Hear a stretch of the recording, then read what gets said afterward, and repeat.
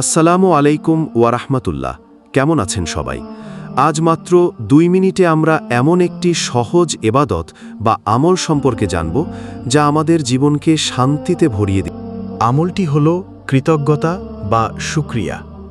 আমরা কি কখনো ভেবে দেখেছি প্রতিদিন আল্লাহ সুবহানাহু ওয়া তাআলা আমাদের কত নেয়ামত বা অনুগ্রহ দিচ্ছেন? সুস্থ চোখ দিয়ে দেখতে পারা, নিঃশ্বাস নিতে পারা, মাথার উপর ছাদ, সবই তো আল্লাহর দান। কিন্তু আমরা কয়জন মন থেকে বলি আলহামদুলিল্লাহ?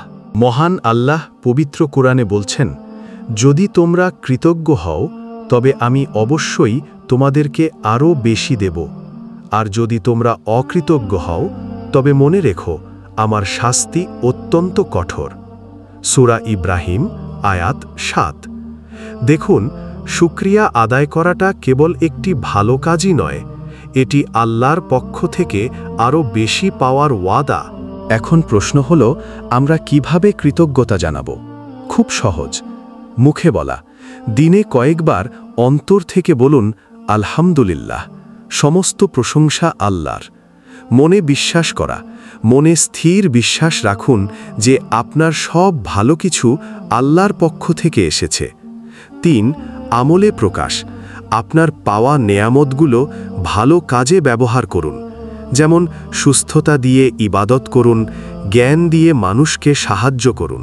রাসূলুল্লাহ সাল্লাল্লাহু আলাইহি ওয়াসাল্লাম বলেছেন, যে ব্যক্তি মানুষের কৃতজ্ঞতা প্রকাশ করে না সে আল্লাহরও কৃতজ্ঞতা করে না।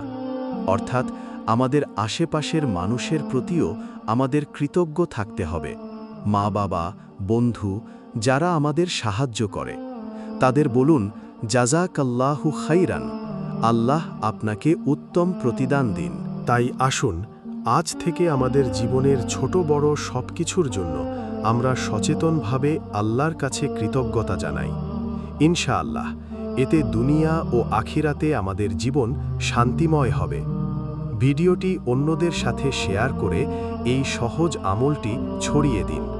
আল্লাহ আমাদের সবাইকে খাঁটি শুকরগুজার বান্দা হিসেবে কবুল করুন।